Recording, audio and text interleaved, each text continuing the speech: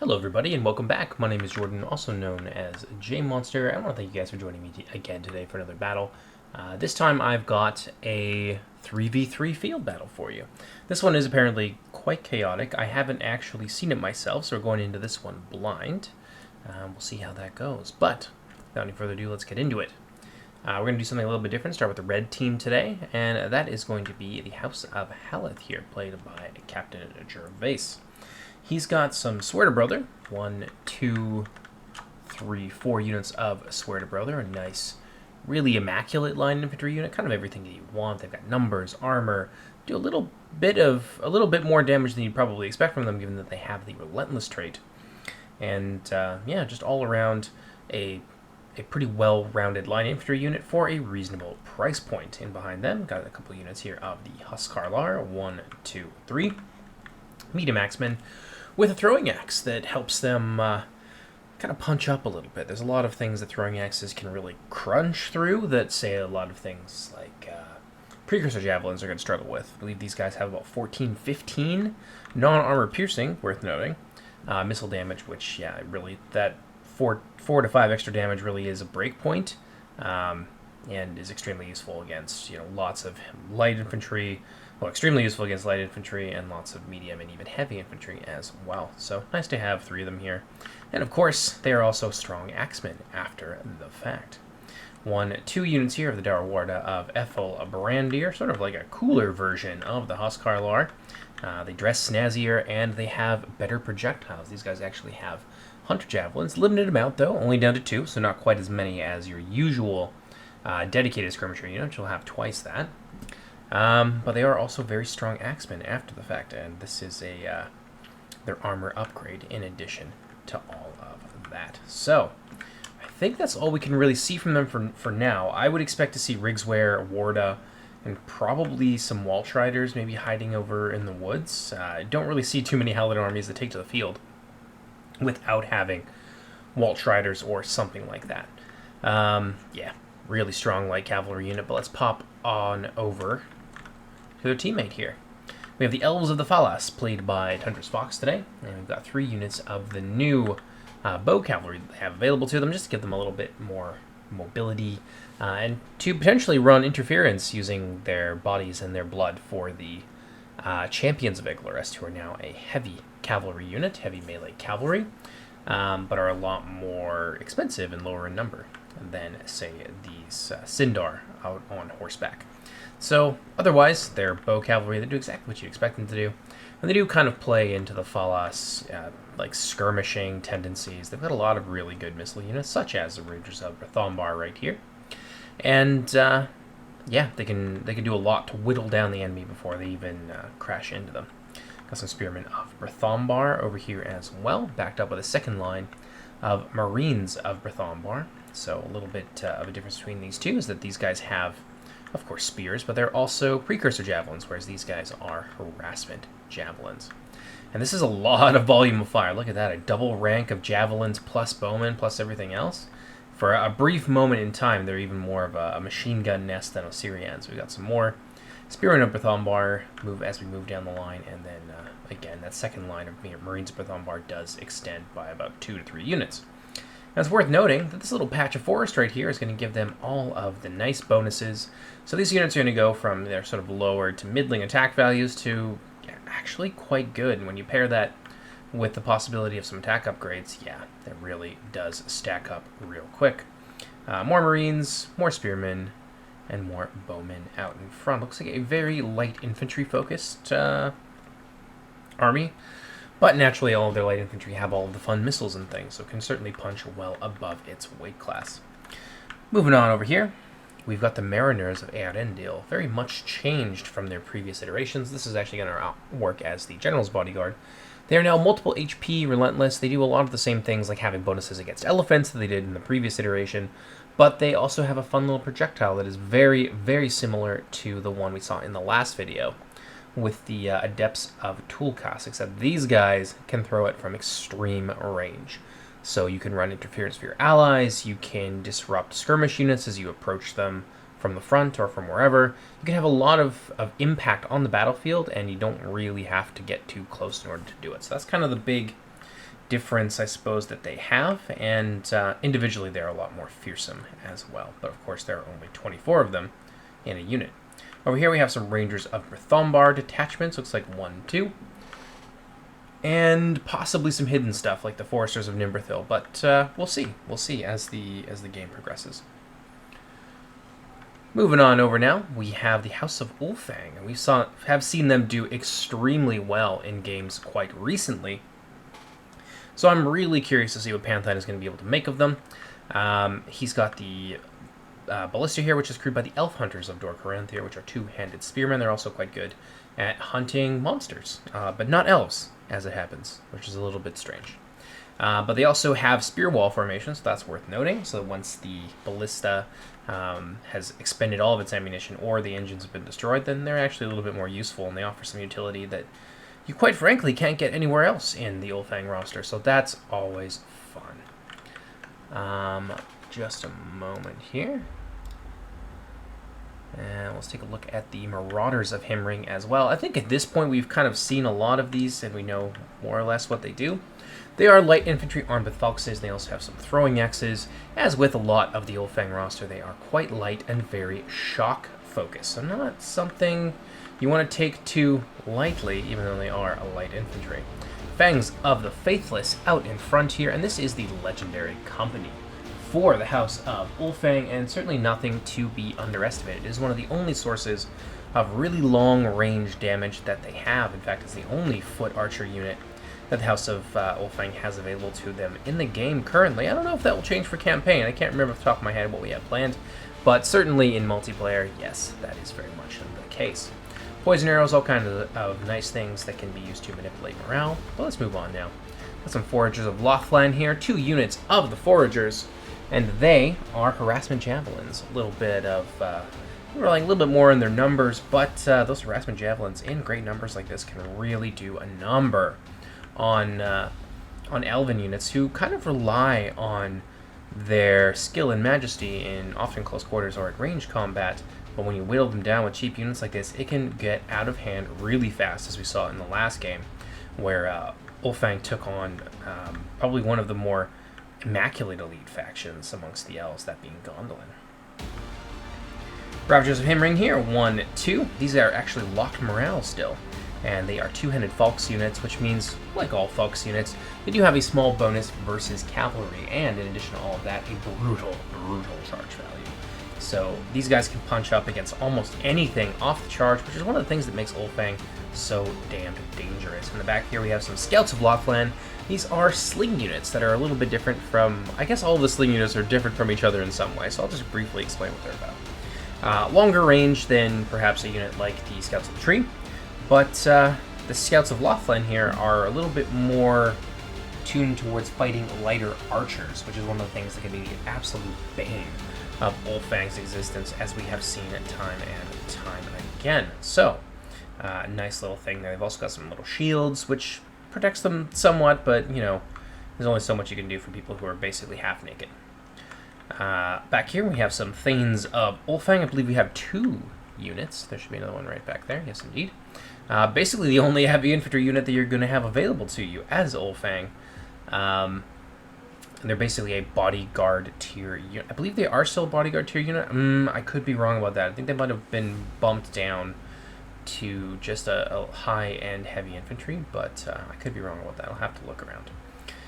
But in any case, really good for leading frontal assaults and things like that, as they do have the armor and shield value necessary to weather the storm on the approach, which is more than can be said for most of the Ulfang roster. And indeed, this is going to be the General's Bodyguard. Regardless of the classification as bodyguard or not, I can see the general hanging out in there. I believe we also have, it's the Spoilers of Dor Caranthir. We've seen how brutally effective these guys can be. 2 units of them from what I can see. 1 unit here of the Raiders of Dor Caranthir. A nice little hybrid Lancer melee cavalry unit. Really very much the backbone of a lot of the Ulfang cavalry force. Now they do have plenty of other cavalry units like the Pillagers here. They can do okay. They're not really a dedicated melee cavalry. They're more of like a weird shock unit that also has a missile. And there's also the lighter units here of cavalry, which can be deadly in their own right. But when it comes down to doing the grunt knife work, absolutely, the Raiders of Dork-Aranthia are going to be your go-to unit. Popping on over here, we have the Sons of Ulfang, a very scary unit, as we've seen time and time again. They are a bodyguard unit. They are 1 cap, but I also believe they're also 1 HP, which is a little bit different. That being said, a lot of AP damage on these guys, and that's the reason, really, that they are capped at just that 1, because people would just bring 2 of them every single time because they are that damn good.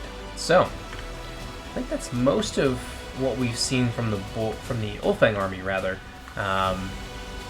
They might have some more hidden troops, but of course we'll see those revealed as time goes on. Popping on over to the blue team, what we got here? We have the House of BOR. 2 units of the Salamandrine Guard, nice little hybrid horse archer slash anti-cavalry unit. They are also armored piercing, so they can certainly punch up against some of the heavier cavalry in the game, such as the House of Feanor, but they are not present on the field today. Back here, looks like we have some sneaky skirmishers in the form of the Skirmishers, aptly named, of Thargelion. And they're harassment javelin units, so they do exactly what you would expect harassment javelin units to do. Back here we have the legendary company, the Silver Wind, from the House of BOR, and they have hunter javelins, and they've also got spears after the fact, and the monster hunter trait. So they have particularly high bonuses against elephants, but there's not really any of those on the field today. But being spear cavalry nonetheless, they can certainly throw down in close quarters with other cavalry, and can definitely be a bit of a bully for some of the lighter Ulfang units. Moving on over here, Alexios has also brought some Amberone honor guard. Does he have more than 1? I think he's just got the 1 there. This is a 1 HP bodyguard unit. Very, very good. They're just so heavy, and they can be so tanky, especially when upgraded, as you can see they are right now. And those axes are certainly no joke in addition to all of that. Just a beautiful little mixture of tankiness and brutal efficiency in CQB. Moving on over here, he's also got some detachment hunters of Thargelion, and as their name might suggest, they have hunter javelins. A little bit smaller than the skirmishers, but yeah, they can certainly provide some much-needed punch against heavy units, but mostly I see these guys get used to take on heavy cavalry with support from other units, and also to single out bodyguards and other high-value targets and things like that, that a detachment, which is naturally quite inexpensive, can be very, very efficient against. Over here, oh, what do you know, there is a second unit of the Amberone bodyguard, and they're going to be mixed in with 1 unit here of the Halberdiers of Thargelion, 2 more units here of Skirmishers of Thargelion, and a big old front line, mixing it up a little bit. Honestly, it's not a bad idea, especially if you're not expecting a lot of like really brutal missile efficiency, which is normally quite good against light infantry. But the Warband of Thargelion are a little bit of an exception in that regard, with their very, very large shields. I think they clock in at about like 9 or so shield, which is extremely uncommon. Most light infantry are literally hard capped at 5. And these guys almost double that, so that's certainly it's not a bad unit to have in here, especially with the high melee defense that the spears offer them. It's really a good little cost-efficient combo here with another couple units of Halberdiers. Got some more Halberdiers over here, and I think we've got some Salamandrine Dragon Hunters, which is a detachment Halberdier that offers some support capability in the form of morale buffing. So nice little linchpin to kind of keep your line intact, and putting them on the flanks here is really, I think, where they need to be. At least that's the conventional wisdom. 2 units of Catapult here, and they're going to be crewed by Clan Guard of Lothland, so some Scimitar units. And it's an interesting play here. Usually when people are bringing double Catapults, I mean, obviously they want to sit back and they just want to pelt you, but there's a lot of like quite quick units across the field for him. 2 factions that are more renowned for bringing out light infantry and things like that. So if Ulfang wants to get on top of him really quickly, that will certainly negate the effectiveness of these catapults for sure. The question is, can they do that without getting absolutely butchered? Well, I suppose we'll find out. Moving on over here, we have, looks like Dork-Warthel again. This is being played by Project Kellenek, who I think is a new player. So I think he's kind of experimenting with new things That's what people have told me. Like I said, I haven't seen this replay, but people do. They talk about it on the Discord. Of course they do. Everyone talks about their games. Huntmasters of the Great Bow. 2 of them here. I believe these are actually AP, despite the fact that most, or in close quarters anyway, despite the fact that most two-handed axes no longer are. We got 1, 2, 3 units of. We've also got some of the old company here, which is a general's bodyguard tier unit. They have some armor-piercing arrows, and I believe axes that they use. And you can see Turambar and Beleg and Mim, in fact. You guys asked for petty dwarves, and this is what you get. You get Mim, and then, of course, the generic kind of captain model for this faction. Out in front here, we've got guardsmen of the 2 captains, which is a nice little light spearmen. One of the big things to note about Quarthel is that a lot of their units are quite small, especially the light troops like this. And they've got really good melee stats being a little bit smaller. It's kind of one of those essential things that you can't really have a light infantry faction with low unit numbers and not have them be, you know, quite strong individually. So 1, 2, 3, 4 units of those spearmen who are much tougher than you would expect them to be. We've also got some fearmongers of the Dread Helm. And they've got a special little projectile which is called a flash bomb, and it also does a little bit of extra damage. It functions quite similarly to the, what are they, the Heralds of Arendil or whatever, Kinsmen of Arendil, and the Adepts of Tulkas, except that it is also more of a harassment javelin in terms of damage profile. So it can do a little bit extra damage, slow things down, which is always very useful, especially for a faction like Quarthel, which is going to have a ton of hidden bowmen. And as you can see, they've already got a very elite core of bowmen on the back line there. And you're probably going to see more as we move through the army. So I believe we've got 1, 2, 3 units of them. Nice little synergy. We've got Lancers of the 2 captains, and these are going to be armed with smoke bombs. A little bit of an interesting unit to use. It does take some kind of practice and finesse and picking your targets very carefully. So interested to see how a newer player like Project Kellenic decides to employ them. And out front we've got Rangers of the 2 captains, 1, 2 units of. Foragers of BOR Quarthel. Now the difference between them and the Rangers is that these guys have spears. Or rather, these guys have swords and no shield, whereas I believe these guys have spears and a shield. So a little bit less range. They've all got poison arrows, but I think these guys are like a tier above. I could be wrong. And their missile is a little bit better, whereas these guys have more protection and obviously an inbuilt sort of defense against cavalry, given that they also have spears. Another unit over here, we have the Drogathari. I have no idea how to pronounce that properly. And this is the Legendary Company, and they're extremely good at hunting down cavalry and monsters. They've got really big bonuses against them, well above what is normal for spearmen. And of course, they're armor piercing. Who doesn't love that in their anti-cavalry units? But I think that's it for BOR Quarthel for at least the time being. Maybe we'll see some more units. We move on now to the very last person here on the blue team, and that's going to be the Hidden City of Gondolin. And yeah, they had a bit of a difficult showing in the last time we've seen them appear in a field battle against Ulfang. So now Lord of Belegost is hopefully here to avenge their honor, as it were. 2 units of the Spearmen of the Swallow, little hybrid units, not a whole lot of ammunition, but they are also quite capable spearmen after the fact, and I believe they do not suffer from the usual skirmisher deficits when it comes to their melee stats. These guys are treated basically just like infantry with a bow. We have, I believe, 1, 2, 3, 4, 5 units of the Guardsmen of the Harp, and given that their opponent is the Haladin, honestly this is a really good idea, and I'll tell you why. Most of the Haladin's army, aside from the Berserkers, and especially the infantry, they're going to be mid-tiers. And the Guardsmen of the Harp have really strong racial bonuses from being Noldor. You can also upgrade them with chevrons because they're quite cheap. They have a very low base price. And you can also give them attack upgrades. So you can give these guys like extra 4 attack on top of, you know, I think 8 attack is what they have. And that ends up being pretty significant when fighting a lot of Haladin units, which, you know, they come down to spears and other sword units and things like that. So honestly, solid choice here, I think. But yeah, we got 5 of them, another 2 units here of the Spearmen of the Swallow, and 2 units of the Champions of the Fountain. Absolute blender lords when it comes to medium and light infantry, especially of the mid and, well, it's all mid tiers on the field, so the mid-tier variety.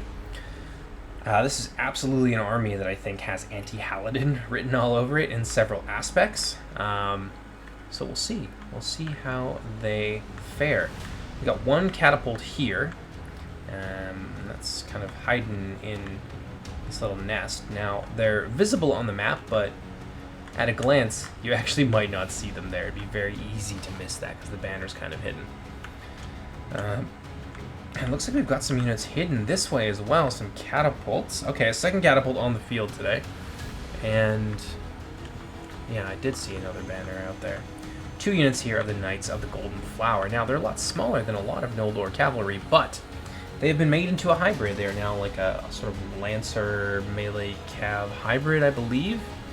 So they can do a whole lot, but they're extremely expensive. This is a unit that you absolutely need to get value off of, or you will be playing with one hand tied behind your back for the rest of the game. So, that about does it. Let's go ahead and kick off this battle. Knights of the Golden Flower beating a hasty retreat to I have no idea where. Maybe they're going to come across here and just get behind the safety of their lines. I want to know what the plan here is with this. There is nothing that I can see that's going to stop people from just coming in here and taking out a catapult. Maybe this is a bit of a misclick, like a misplay on the part of Lord of Balagost, or maybe this is intentional. Maybe he's got plans to kind of sally across here and like just constantly have this as like a potential thorn in the side of the Haladin as they advance through this wide open area. Certainly wouldn't be a bad place to use those Lancers. Speaking of cavalry, though, 2 units here of the Waldschreider Light Dragoons as they come out of cover. Yeah, kind of expect to have them in a lot of cases. Ulfadin of Ethelbrandir looks like they're also in the field today. Just 1 unit, though. They are quite expensive, so you don't often see 2. We've got dismounted... Wow, 3 units of dismounted Waldschreiders. That is quite the army from the Forest of Brethil. I got Dawar Warla and... Ooh, a bunch of units over here, too. 2 Warda and 2 Rigswear. Rigswear are actually excellent, but not against the elves, I find. A lot of the elven units are quite good at weathering the storm, and the Rigswear just don't really have the damage, I find, to get through the defenses of a lot of elven infantry, but they have plenty of uses besides, and they can be a really obnoxious tar pit, just something that holds up reinforcements forever, since they, of course, cannot rout. What do we got here? Waldschreiders looking like they want to take a piece of the Knights, and the Knights not going to take that line down. They will kind of clip the back of that unit. A little bit of revenge here, since I think 1 or 2 of them might have got shot up by those bowmen. Yeah, both sides just sort of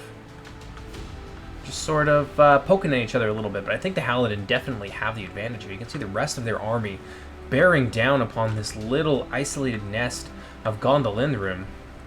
Waldschreider's going to be very aggressive. They're going to follow them all the way in there, which might not be the best idea. The Waldschreiders have really good damage, but their defenses are nothing really special.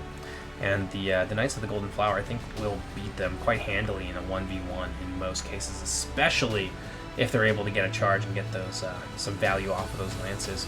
Now, the Haladin moving forward, let's see what's going on over here. Looks like Lord of Balagost is just gonna sit pretty. Maybe this is part of some sort of stratagem, but I mean, he's gonna have to do something, otherwise this is a lot of money right here that could just get clipped early on. Like, I think this is like 3,000, oof, that's unfortunate, like 3,000 or so gold that's wrapped up in these 3 units, possibly even more. Not something you want to just throw away lightly. Anyone really got hit by those catapults. We'll come back here in a minute. We're going to go ahead and slow it down. I have a feeling this is going to be a very, very fast-paced game once things get started. Now, Ulfang taking the time over here. Woohoo! Yeah, you want to be careful. The Obads of Lothland here. We've got, these are actually bow cavalry. I think we missed them. But yeah, you want to definitely be careful. Cavalry have a tendency, especially when sitting on stakes like this, to impale themselves even when you tell them to walk, because they'll go to move around, like pivot, you know, changing direction or whatever, and they'll do it quick enough that it actually activates these and kills them instantly. So something you want to certainly be careful about. Moving on over into the center here, it looks like Tundra's Fox is just kind of skirmishing for a little bit with Dorquarthel, which I think, given his composition, is really to be expected. Rangers of Thombar sitting in the tree line, popping off shots here at those Rangers, and Rangers are a good focus fire target, of course, because they don't have the shields. Popping on over this way. Doesn't seem like much has happened, but now the rest of the Halidin have arrived. There's not really much of an opportunity for these guys to get out there if they stay for too much longer. Honestly, it seems like a mistake, and I would kind of just cut my losses. Like, take the Knights, get out of here, try to do what you can with the catapult for as long as you can, and just, yeah. Ooh. Looks like a few of the Halidin there. Some Swear Brother, by the looks of things, got fried by that catapult. Oh, miss. Catapult seems to be doing pretty well. Like, if it stays in that position for too much longer, obviously, it might get a little bit of value, but I'd probably go after the Dour Warden, to be perfectly honest. It's a much more expensive unit. And potentially has a lot of swing because of how strong they indeed are. Yeah, dismounted Welsh Rider and some Warda and all of this cavalry out here. Looks like they're going to enter into this little city area, and I don't think there's anywhere for him to go. Yeah, the map size isn't quite large enough for him to actually get up into this area and to make any use of it, so he is trapped like so many rats. I would just go for it. I say just go with the heavy cavalry. The Warda aren't going to get some... they aren't going to get damage reflection unless they brace, so you might be able to actually do quite a lot of damage to them. Welsh Riders leading the way, however, are certainly going to stop that from happening. Captain Gervais basically approaching this, I think, the way that you should. A shot there from the catapult. I don't think it really did anything, but now BOR has come forward, so let's go ahead and maybe slow it down just one more little tick here. Another catapult firing into the mass ranks of the Halidin. And the Welsh Riders charging uphill, and the Knights of the Golden Flower are going to be actually quite happy with this, so hopefully it doesn't stay in here for too long. I think this is really just to pin them long enough for the Warda to arrive, and then once the Warda are there, there's really nothing the Knights can do. They'll put up a fight for sure. They are no slouch in close quarters, but yeah, that spear bonus really, it's quite decisive. A few of them are going to retreat. Welsh Rider Dragoon's taking a couple more casualties in the process. Let's see what he's going to do here. I guess really the only option is to just try and make it pay for as much with as much blood as you possibly can. Might be a smart idea to cycle charge one unit of Knights here, just to keep these guys busy for as long as possible. And with a couple good shots from this catapult, especially with fire, you might actually be able to spook the Warda. They do have good morale, but it's not amazing. I think that's the way that I would choose to approach this. It's a pretty dire situation. I'm willing to bet they'll get at least one shot off here, though. Oh, Welsh Riders. I'm going to try and charge in there. They might just get caught in this. Well, let's see if he's able to get it off.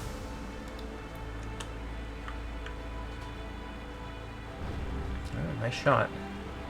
Doesn't look like it hit any of the cavalry. So just one shot, but oof, man, that hurt. That was like 20 guys that just died there. More even. Yeah, and it did spook them. See what I mean? Like a brutal charge from these cav in tandem with that fire. It would have done something, but unfortunately, Lord of Belagost here doesn't really see the opportunity, unfortunately. And it's not a bad idea. You could be sneaky about it. If you could get both of these units through here, you could smash one unit of the Knights into the dismounted Welsh Riders, and that would be basically it. And then you could use the other one to kind of cycle charge into the back of the spears, because quite honestly, the catapult men, they're not going to do too bad. They are no slouches. They are armed with axes. They've got the damage, I think, to really make these Welsh Riders pay for it. Indeed, you can see they are taking some casualties. But maybe instead, he's going to try and save them, but I don't think it's going to happen. Welsh Riders down here are blocking the way. If he does something decisive, he might be able to still, you know, kill off this unit of Welsh Riders here and pick a 1v1 with that light cavalry, but I don't think he's going to, and it's going to be all over but the crying. You really got to be decisive in moments like this, unfortunately, where your back's up against it. So, Knights of the Golden Flower actually going to get rear charge there. Very unfortunate. We're going to pop on over to the other side and see what's going on here, and it looks like, oof, the Ulfang Cav here maybe trying to pick at the positions of Lord of Belagost, and he's really making him pay for it. So he's losing a lot of money over there, but this is at least something, right?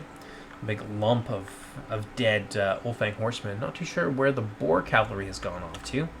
Looks like the scouts of Berthombar were thinking about maybe trying to help out here, but I don't think they want to feed themselves into this meat grinder any more than maybe Panthan did. Perhaps this is a little bit of a misclick here. Perhaps some funky pathfinding or something like that.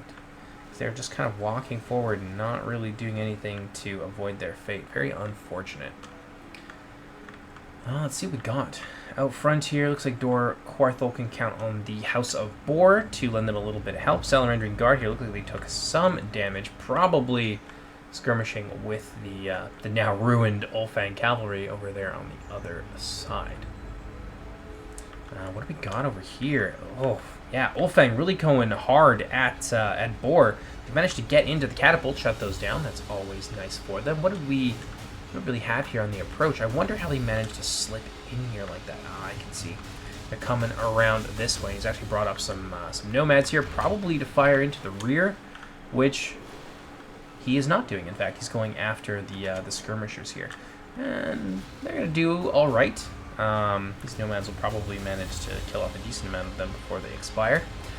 Infantry moving forward to try and support these guys, but I really don't think Despoiler should have been thrown into a situation like this. It's an expensive unit, and it can be absolutely brutal and very effective, but into the front of halberds, especially with an elite halberd unit in there, no, absolutely not. They should probably be used to flank, sort of similar to what the Ravagers of Ulfang are doing here. So let's see. Go ahead and turn it up a little bit here. And they're not going to activate their charge. That's terrible news. Okay, they will at the last moment here, so maybe get a little bit of value. But I don't think anyone really got hit by that. Okay, some damage. Some damage was dealt. And at the same time, looks like the Sons of Ulfang actually being brought forward front and center, which, at this point, not the worst idea. A lot of these supporting skirmish units that can be used to really make these guys pay for sticking their neck out, they're occupied or tied down or everything else. So, ooh, this is going to hurt. A brutal charge there. Really perfectly lined up. You can't ask for better than that. I think we're going to see these guys like start to drop like flies here. So, yeah, the strong possibility that Ulfang's going to be able to break through here without any help. And at the same time, the other end here is just being absolutely pelted with all kinds of skirmishers. All manner of deadly pointy objects hurled from afar. And more troops moving forward. The Thanes of Ulfang as well. Probably not a bad idea to move them in here. If only he had another unit of the Despoilers, though. That would have been the perfect 1-2 punch, I think, to get rid of this big lump of BOR infantry. But so far, BOR's holding the line. Did really well over here. Basically took no casualties, and now I think the same is going to occur against the Ravagers. So hats off to Alexios there for really holding it together. It looks like Tundra's Fox is actually moving over here. So we have some Foresters from Nimbrethil, one of the hidden units that has come out of the tree line. And it looks like they're probably going to go right for that catapult. I can almost guarantee you. Second unit of them, the archers are here. Meredith Rendil are here as well. And Tundra's Fox, meanwhile, in the middle, just kind of holding position and skirmishing with Dor Quarthol. He seems to be doing a pretty good job of it. Honestly, there's a lot of overlapping lines here. Not the cleanest kind of formation. So I think Tundra's Fox is going to be able to do quite a lot, even though he is outnumbered in terms of skirmishers. From here, Haladin probably have managed to kill everything here, I would expect. Yeah, pretty much. Very, very sad to see the Knights go down in such inglorious fashion. And that's a big loss for Belagos. Certainly is. What do we got here? It's still even in terms of percentages. And the rest of the Haladin army is going to have their work cut out for them. A nice little victory, but nonetheless, this is not going to be an easy position to assault. He is very much prepared for them. And what do you know? He's got some Lords of the Golden Flower here as well, and that's where his general's going to be hanging out. So a lot of blender capability here. Like I said, it is very much a chosen band for countering the Haladin, so we'll see how Rex is able to do. I think what he'll probably end up doing is maybe moving over this way and supporting Tundra's Fox against the new player here in the center, Project Kellenic. Looks like he's falling back with all of his archers after taking some fairly horrendous casualties. Tundra's Fox, I think he's in a little bit better position. Certainly is. Yeah, a lot of his detachments have gotten shot up, but that's very much okay. Oof! Mariners of Arendelle really lighting it up here. You can see that repeating explosion. Really shaking the ground beneath their feet here. It doesn't do a lot of damage, and it's not necessarily something that I would use for this, but it just looks like it does damage. But really, it's just more of a disruption spell. It's sort of a utility thing for sure. Would have been very helpful against some of the skirmishers in the back lines as Ulfang was moving forward. Now, Panthan has brought forward everything he's got, and he has just given it to these guys. Forces of Nimbrethiel doing okay, managing to shut down one of the catapults for quite a while.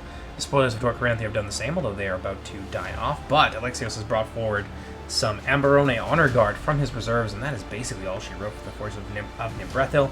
They just don't know it yet. Catapult, however, getting pelted. If he can kill off most of the crew, maybe that ends up being something that works quite nicely for him. These guys have actually turned around and, oh, they're getting side through. I would probably turn everything I had onto this, try and break through here, because then you can just send forward your Thanes and everything else and just rush into that big gap once this this blob here of BOR troops has been dealt with. And then it doesn't really matter what they send to support the catapult, because they cannot fight two entire armies all by the lonesome. Yeah, Foresters here, doing their best, really pinning these guys in place, and I think it's only a matter of time here before Panthan gets through, but at what cost, I ask? The Sons of Ulfang basically taking on a phalanx backed up with light infantry by themselves and cutting their way through. Look at them go. I got some troops up here that probably should be doing something. I definitely want to get them downhill here into the skirmishers of Thargelion. This is an easy target and a nice, beautifully lined up charge. Over here, it looks like the Halberdiers have managed to destroy basically 2 units of Ulfang infantry. Foragers doing their best, but it looks like the Huntsmen here might, or the Halberdiers rather, might be able to just get on top of them and destroy them. Beautiful downhill charge there. That's gonna hurt. Oof. Not as much as I thought it would hurt, however. Oh yeah, more support for over here. Clan Guard really getting picked on. Now Marauders have been brought forward. Yeah. I'm going to start to see Ulfang flooding through these gaps. Looks like the Fangs of the Faithless have run out of ammunition, and they're not as potent as other Falx units, but they are still something to be concerned about for sure.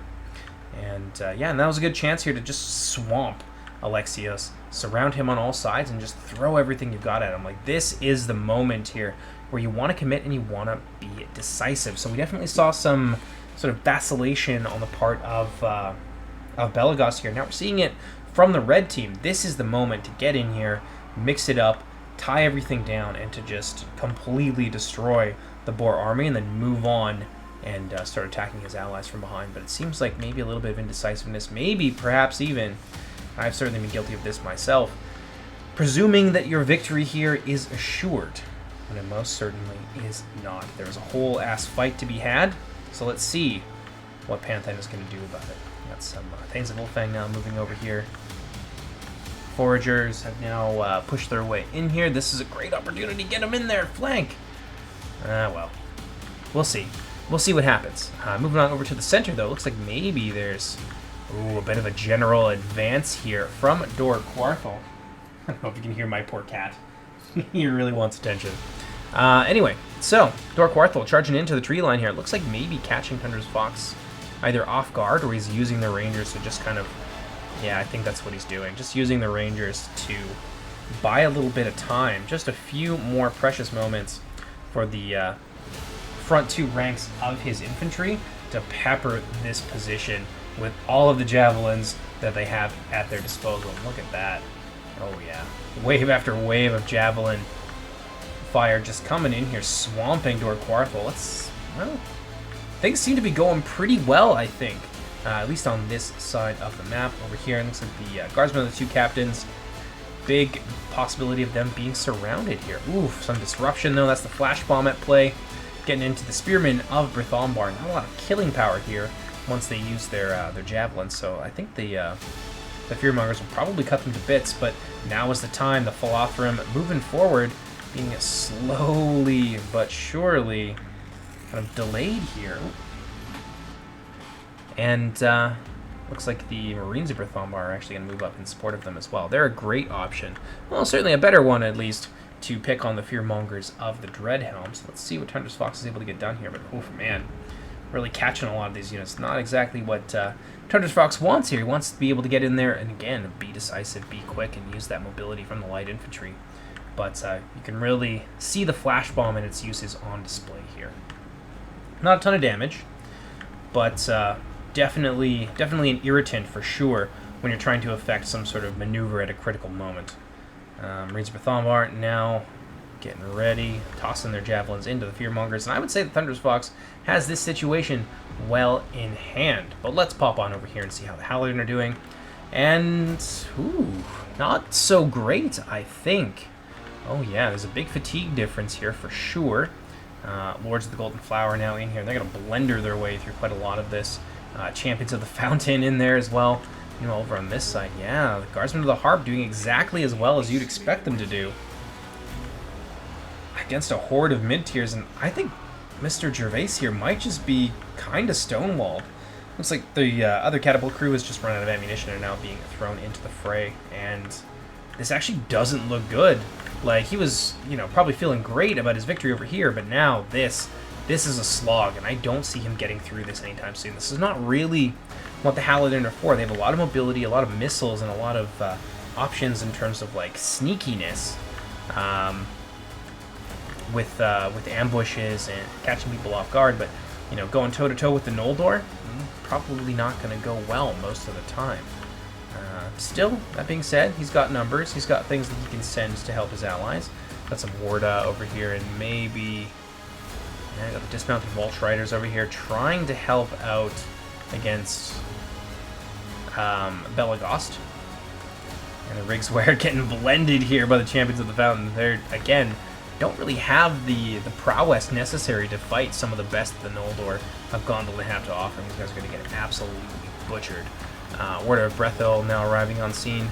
Actually, some of the Guardsmen of the Harp over here as well, trying to support Dorkwarthel, and they seem to be doing quite well despite everything that was going in their favor just a few moments previous.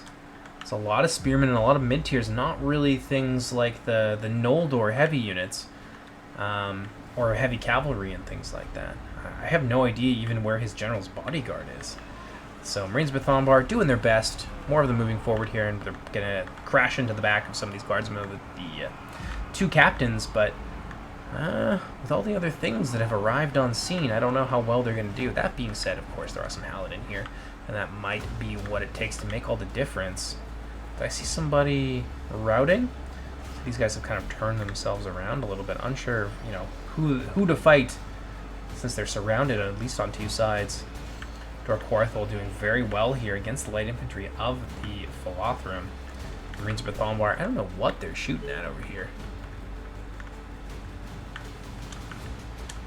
Picked something.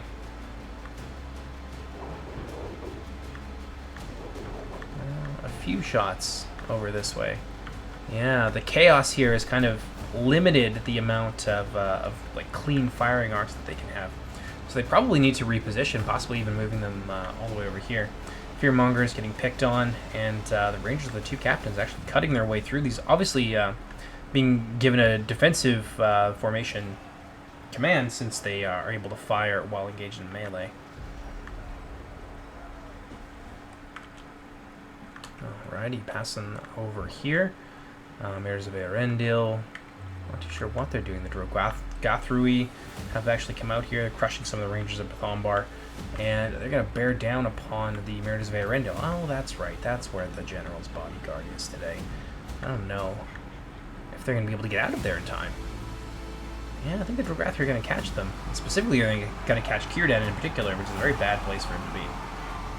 And if he loses his general, all those mid-tiers, this could be a very bad thing indeed. Oh, they just skewered him. Really unfortunate. Waited a little bit too long, I think, up on that hill. A little bit too cheeky, perhaps. And the Silver Wind going to charge in here as well and flatten the Mariners. It's not even going to be a contest, and indeed they're going to break from that, which is very surprising. You'll not see units like that begin to run.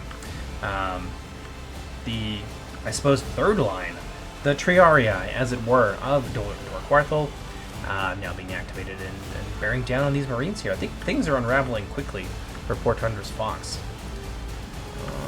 What do we got here? Some small remnants of BOR cavalry, and what's going on over this way? BOR is holding on. This is not what I expected to have happen. And Barone Honor Guard basically just, there's 2 units of them. They've basically formed a little shield wall here around the catapult, and I think it's going to just shoot point blank into these guys here. Thanes of Ulfang really falling apart here, just not able to crush BOR the way they needed to. I wonder what happened. There's some halberdmen over here. Let's see what these guys are actually trying to shoot at, though.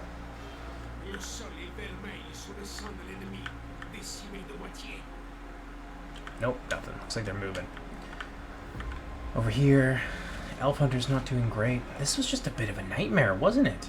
Even with the assistance from Tundra's Fox, they just weren't able to break through on BOR, and I think that really does come down to kind of waiting perhaps a little bit too long, and then their strength begins to bleed away.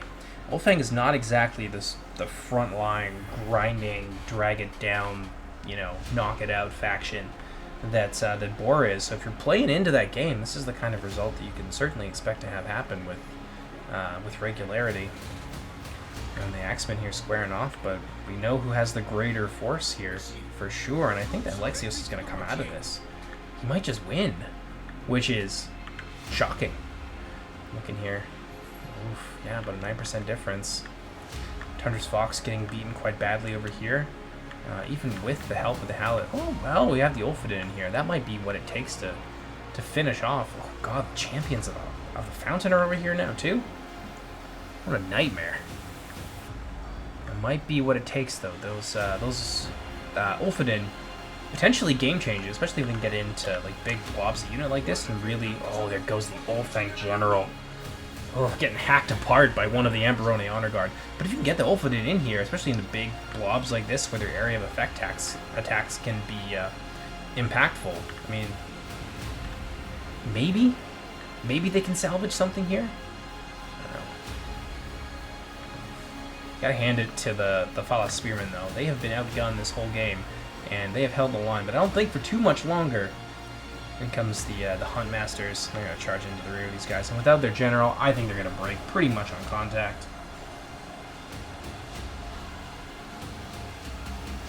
Oh, not as bad, but yeah, there they go. Off they go now. Let's go ahead, turn things up to full speed. And Dor Quarthel is basically running roughshod over the Philothrum, rather. Slowly rolling up their line. Drogathri are in the back now, and they've taken care of what remains of these Marines of Brithambar, champions of the Fountain, hanging out here while the Ulfadin try to chase them down. Is that another? No, okay. So they did actually break their Berserker Rage there. So now Rex will be able to command them to do something.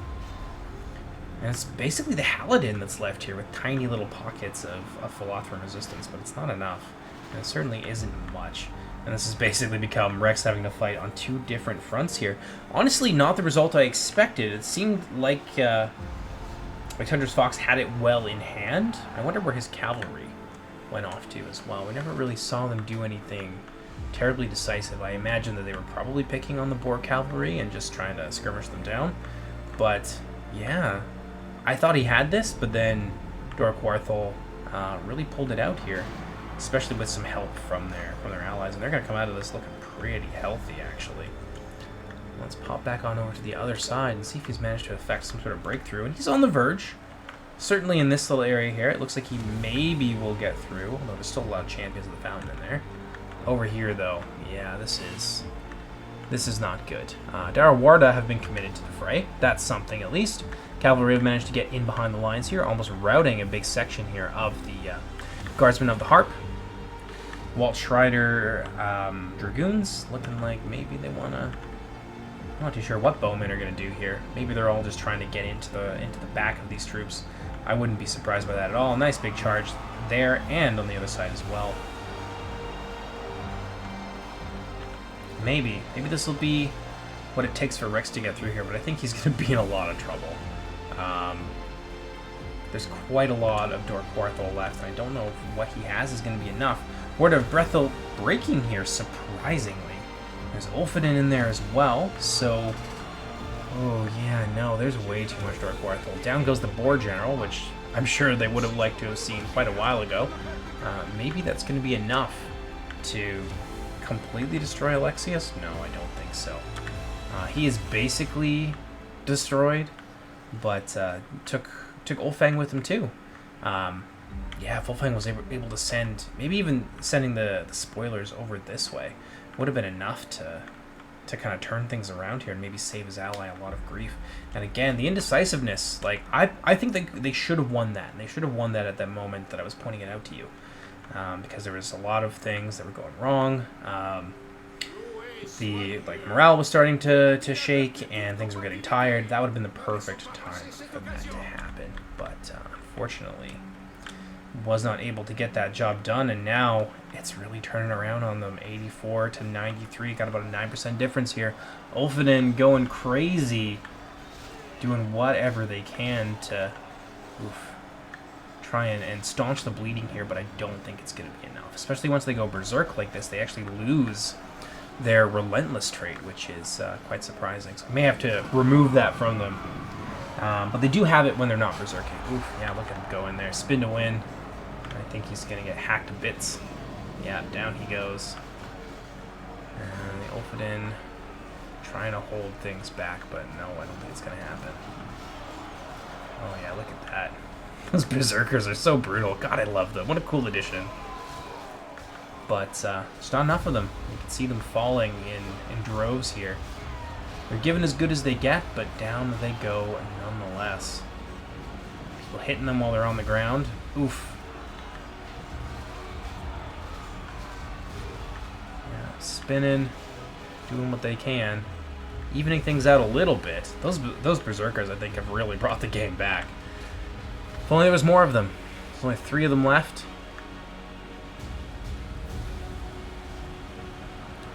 2, and I think they're basically gone. The Philothrim have been completely destroyed. There's like 2 Ulfheden left that represents the entirety of the might. The once mighty host of the red team here. Let's see if we'll get one more spin off. I'd love that. Nope, not happening. Down he goes as well. And I think there's maybe some resistance. Yeah, Rex is going to break through here. But at what cost? And of course the Lords of the Golden Flower are in here. I am very curious to see how well they did. Although I don't think we'll be able to, because I don't think this replay was submitted by Belegost. Oh man, what a nightmare. Completely apocalyptic for both sides, but it looks like Gondolin is actually going to win this one. Even with the help of the Darawarda. Oh, a decent amount of well-treaded light cavalry over here. Now there is a substantial amount, well, not substantial, but certainly some of the men of Brethil over here. They're going to rout off the Guardsmen of the Harp. There's a lot of Darawarda. And with the help of the cavalry, maybe if he's careful with the cavalry and kind of keeps them alive here. He obviously needs to deal with the Salamandrines. If he can kill them off quickly, that'll be really nice for him. Darawarda. And there's champions in there. I don't think there's a chance. No way. Even with that nice little charge there. Swear to brother and all these other things. Are they running away? What are they doing? Oh, they should be in here. He should. Oh man, if only he delayed it a little bit. Oh, catapult shots coming in. Oh, I think that's why these guys were moving backwards, probably to juke out the catapult a little bit. The spearmen might rout. The Gondolin are not having a good time with this. If only he could just bring the cavalry in here just to smash into the back of these guys, which looks like he's going to do. But he probably paid a higher price than what he wanted to, fighting the 9 remaining Salamandrine Guard. There's still some troops there. Down goes a few more of the light cav. There we are. Nice charge into the back there, but it's not going to be enough. Darawarda are doing pretty decently. If he could get the Gondolin General, maybe he could rout these guys off and really put up a little bit of a fight here against Dork Quarthel, but I think they're going to arrive before he's able to do that. It's not much. It was definitely a fairly close game in terms of percentages, but a 5% or so difference. Oh, nasty! Oh, I think that hit more of the Huntsmasters than anybody else. Alexios just indiscriminately bombarding his own allies. Strider's looking for just one more moment of glory here. Oh, they're going to get it. Get a whole bunch of those guardsmen. I don't think it's going to be enough to rout them, though. Not with the general nearby.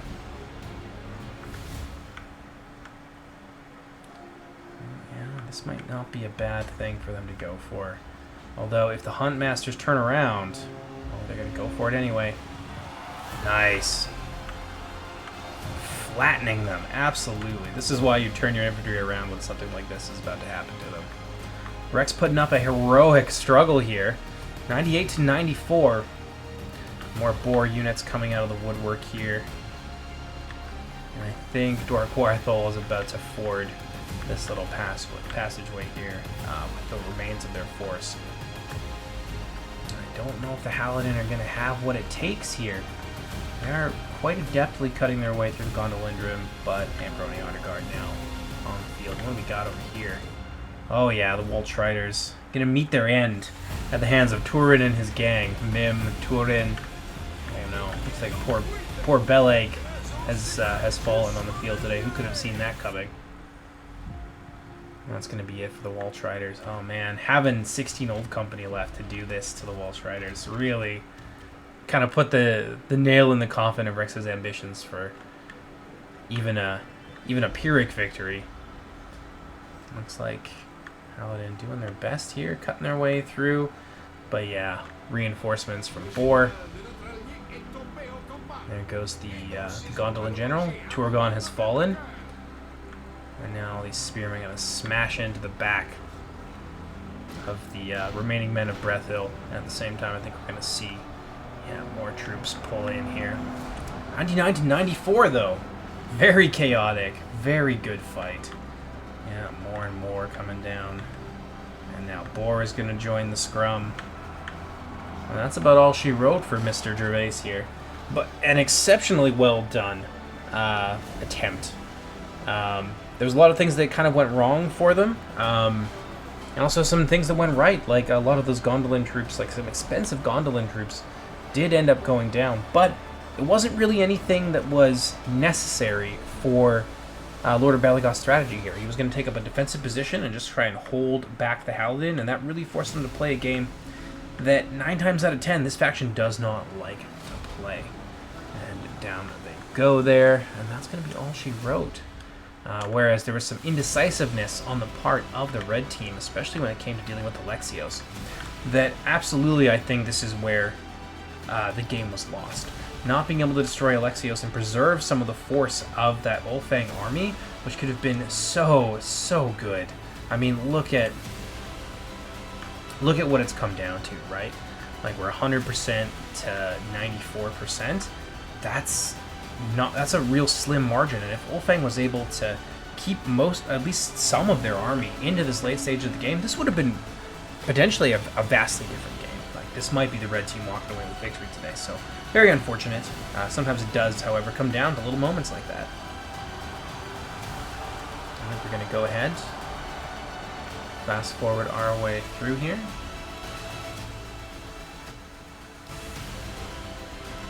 And that is going to be it. Down goes the Haladin General. I don't think there's anything left for them on the field here. Bloody game for sure. Let's see how Mr. Gervais did. Yes, extremely well. Portunder's Fox, I mean, that's very surprising. Like, only 1,000 kills there. Especially with how well prepared he was. I think maybe that was a composition problem. And we never really saw what happened to the cavalry. So I think maybe, switching it up a little bit, having some more kind of hard-hitting units might have been more to his advantage. Maybe even bringing a couple catapults, right? Like, in that middle position where things are nice and wide open like that, that'd be the perfect nest for having some catapults. And picking on Alexios, who was very clumped up from the start of that game. Which, maybe would have changed things a little bit as well. Little choices like that. But in any case, I hope you guys have enjoyed this game here. It's quite crazy. I think we're having some of the best games that I've ever cast. on the new patch. So it's always really exciting to see that and to see new people. I've seen a couple new people in the last few replays, which is always really, really nice to see, keeping that community alive. So, in any case, hope you guys have enjoyed this, and I hope you'll join me for next time, which I don't know what it will be, but it will be something fun, I'm sure. Take care now.